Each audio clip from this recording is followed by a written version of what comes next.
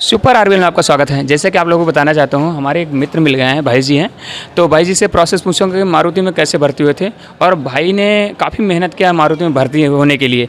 जैसे कि फॉर्म भाई कई बार भरे हैं, ऐसा बताया गया है, भाई ने बताया है। तो मैं चलिए भाई से बात करता हूँ। भाई जी नमस्कार। नमस्ते जी भाई जी, आप कहाँ के रहने वाले हो? जी, मैं यूपी बलिया जिला का रहने वाला हूँ। जी आपका नाम क्या है? जी, मेरा नाम विकास कुमार साहनी है।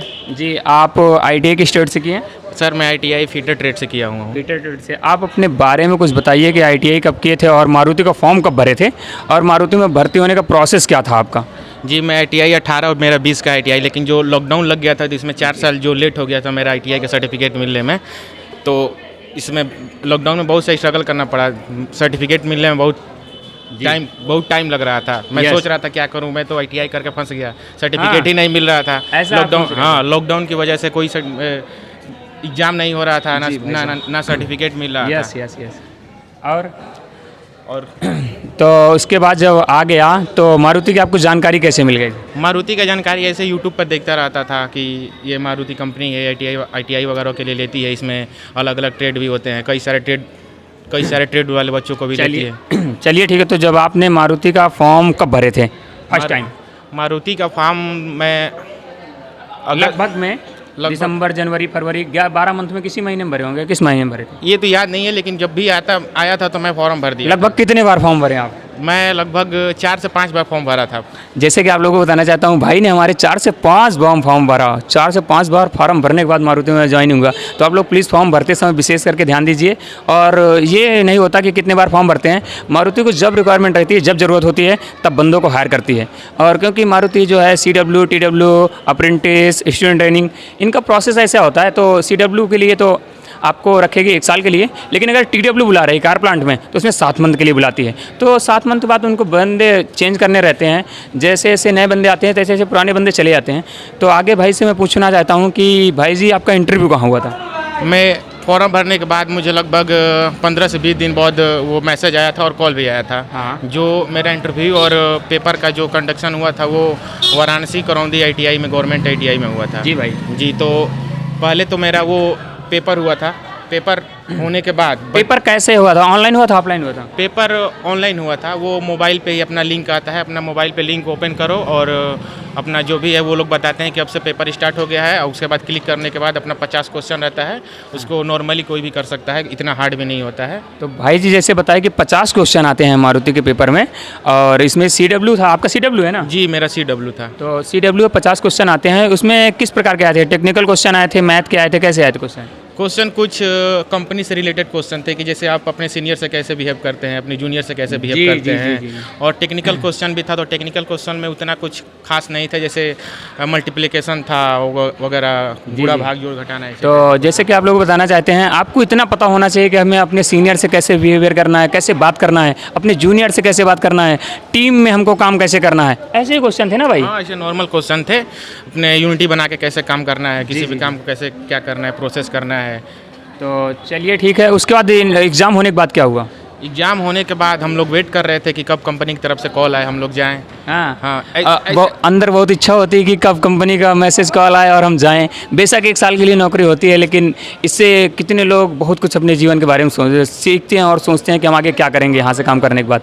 तो भाई जी फिर क्या हुआ उसके बाद? मेरे साथ तो एक और मतलब वो हो गया, घटना हो गया था, मैं वो बताना चाहता हूँ। जैसे हम लोग पेपर देने गए थे, तो हम लोगों ने पेपर दे दिया। उसके बाद वहाँ के जो पेपर कंडक्ट कराए थे उन लोगों ने बोला कि आप लोगों का इंटरव्यू कल होगा। हाँ। जैसे 18 को पेपर है तो 19 को इंटरव्यू होगा। तो हम लोग 18 को वहीं पर रुक गए वाराणसी।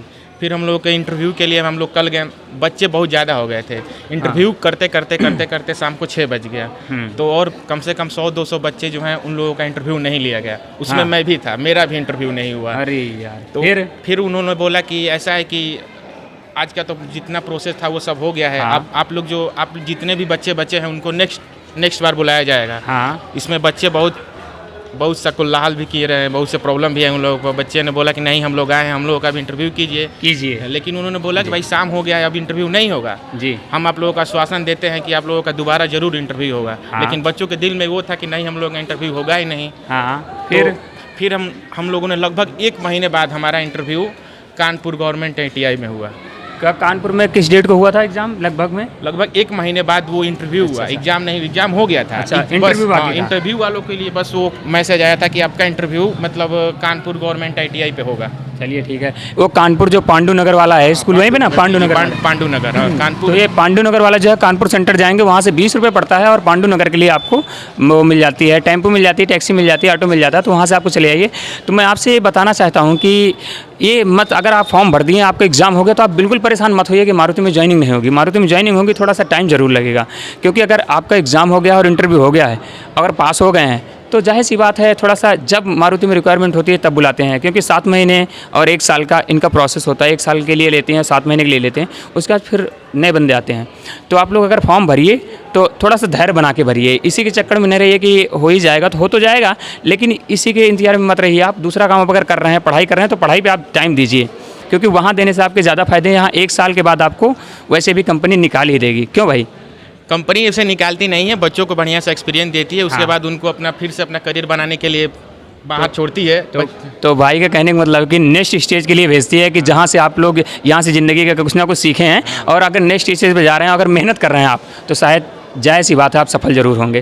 क्यों भाई जी? जी बिल्कुल, कंपनी में सैलरी भी बढ़िया है, इसलिए बच्चे 1 साल में अच्छे खासे पैसे कमा लेते हैं, उससे आप कहीं जाकर तैयारी भी कर सकते हैं। कंपनी उसके बाद आपको 1 साल या 6 महीने या 8 महीने या 1 साल बाद आपको फिर कॉल करती है। हाँ, फिर कॉल या मैसेज करती है परमानेंट करने के लिए। तो बच्चे, तो वो परमानेंट का प्रोसेस आपकी जानकारी में हो तो कुछ बताइए। परमानेंट का प्रोसेस उतना तो मेरे को नहीं पता है, फिर भी मैं जहाँ तक मेरे को पता है वो बता सकता हूँ कि जैसे कंपनी की तरफ से कॉल आता है, उसमें भी आपको जैसे क्वेश्चन दिए जाते हैं, वो अटेम्प्ट करना रहता है। तो मैं बताना चाहता हूँ कि जैसे कंपनी का प्रोसेस होता है, 1 साल आपका टाइम बीत चुका है, 1 साल आप कर लिए हैं, अप्रेंटिस किए हैं या फिर CW किए हैं, तो उसके बाद सिटी का एग्ज़ाम होता है मारुति की तरफ से। अगर आप सिटी का एग्ज़ाम पास करते हैं तो आपको परमानेंट होने का ऑप्शन अच्छा रहता है। तो उसके लिए तो आपको तैयारी करना पड़ेगा। तैयारी क्या होती है कि यही कंपनी में जो आप काम करते हैं, उसी कंपनी को आप विधिवत तरीके से सीखिए कि क्या क्या काम होते हैं, और उसके काम करने की बड़ी बात नहीं है। काम तो सर हर बंदा कर सकता है। आप जो 10th पास है, ITA पास तो कर लेता है। हम कहते हैं जो बिल्कुल नहीं पढ़ा उसको भी लगाओ तो काम कर लेगा, लेकिन बात है नॉलेज वाली।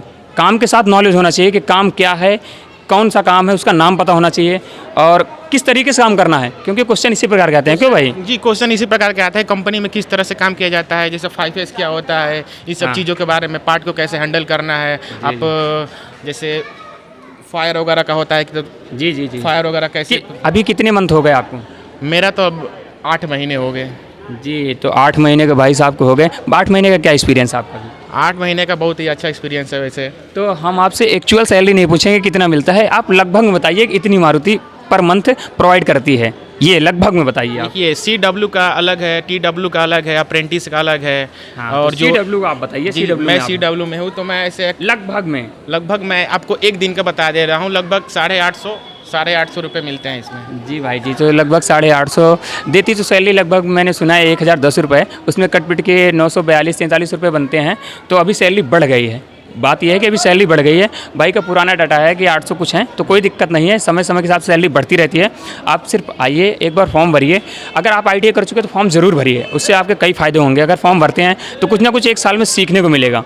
क्यों भाई जी? बहुत से बंदे हमसे पूछते हैं कि भाई फॉर्म निकला है कि नहीं। मैं बताता हूँ फॉर्म निकला है, फॉर्म अप्लाई करते हैं, वो लोग घबरा जाते हैं, बार बार फ़ोन करते हैं, भैया हमने फॉर्म भरा था, हमारे पास कॉल नहीं आ रहा है, भैया फॉर्म भरा था, कॉल नहीं आ रहा था। अरे भाई कम से कम वेट तो करो, कंपनी की जब रिक्वायरमेंट है कि वो आपको ज़रूर बुलाएगी, क्योंकि आप लोगों का डाटा सबमिट है, वो ज़रूर आप लोगों को वो देखेगी सबसे पहले फॉर्म किसने अप्लाई किया है, तब भी आपको बुलाएगी। ये नहीं कि आप फॉर्म अप्लाई कर दिया और आप घबरा गए हैं कि मेरा कॉल क्यों नहीं आ रहा है, मैसेज क्यों नहीं आ रहा है। तो ऐसे चलिए ठीक है। आप हमारे जो दर्शक देख रहे होंगे, हमारे दर्शक काफ़ी हैं, हमारे भाई जितने हैं, बहुत अधिक से अधिक भाई हमारे वीडियो देखते हैं। फिर भी बेशक वो लोग हमारे चैनल को सब्सक्राइब नहीं करते हैं, मुझे पता है कि चैनल को सब्सक्राइब नहीं करते, वीडियो को देखते हैं पूरा, चैनल सब्सक्राइब नहीं करते और वीडियो को लाइक नहीं करते। तो प्लीज़ आप चैनल को सब्सक्राइब कर लीजिए और वीडियो को लाइक कर दीजिए अगर वीडियो देख रहे हैं तो।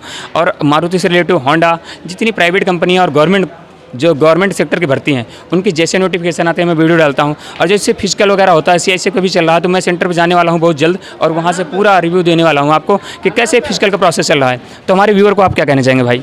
व्यूअर को यही करना चाहता हूँ कि जिस भी वीडियो से आप कुछ भी नॉलेज मिले, जिस भी वीडियो से आपको कुछ भी नॉलेज मिले, उस वीडियो को लाइक करें, चैनल को सब्सक्राइब करें, क्योंकि वो आपको अच्छे के लिए ही वीडियो बना रहा है, ऐसे नहीं फालतू कोई वीडियो आपके लिए बना रहा है।